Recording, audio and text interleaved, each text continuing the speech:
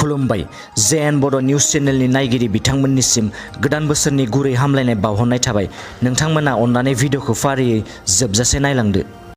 आसामाव माखासे सान सिगां गोदानै दाजानाय मोनब्रै जिल्लाफोरखौ बोखारफिननाय जाबाय आरो बे मोनब्रै बोखारजानाय जिल्लाफोरानो जाबाय तामुलपुर, बिश्वनाथ, हजाय आरो बजालि आरो बे जिल्लाफोरखौ साखाथिनि थानाय जिल्लाफोरजों बुजाबफिननाय जाबाय।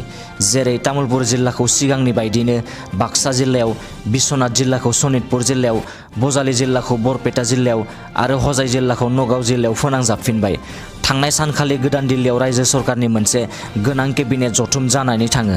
बे जथुमनि गेजेरजोंनो आसाम रायजोनि जिल्लाफोरनि सायाव मोनसे थांखि लानाय जायो आरो बे थांखिखौ खौरांगिरि मेलनि गेजेरजों आसामनि गिबि मन्त्रि डक्टर हिमन्त बिश्व शर्माया फोसावनानै होयो।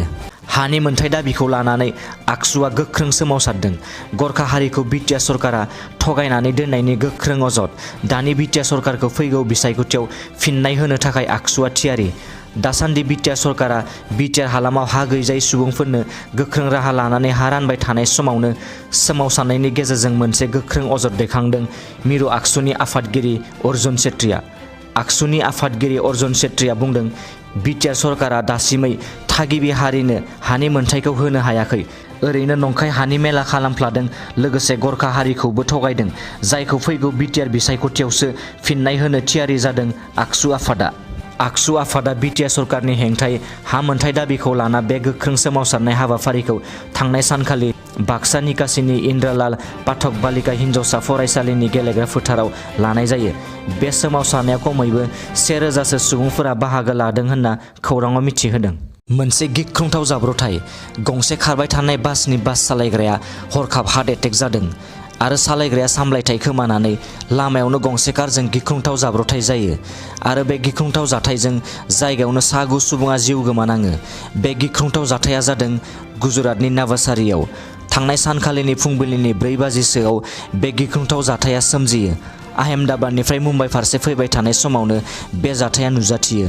बे गिख्रंथाव जाथायजों 6 सुबुंफोरा जायगायावनो जिउ गोमानाङो आरो गोबाङानो गोब्राब जोखोम जाना जिउजों जुजिनानै फाहामथाय लागासिनो दं होनना खौराङाव मिथिहोदों।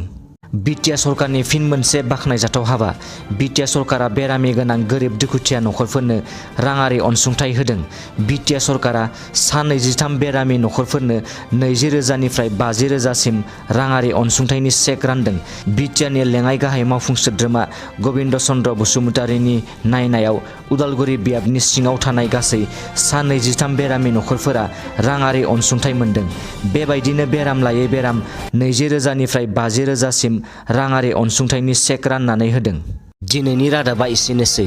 नोंथांमोना भिडिअखौ नायनानै मोजां मोनदोंबा अन्नानै चेनेलखौ साबस्क्राइब खालामनो दाबाव। लोगोसे लाइक, शेयार आरो कमेन्ट खालामहर, जाहाथे उनाव आं नोंसोरनिसिम गोदान निउसनि आपडेटफोर लाबोबाय थानो हायो। गोजोन्थों।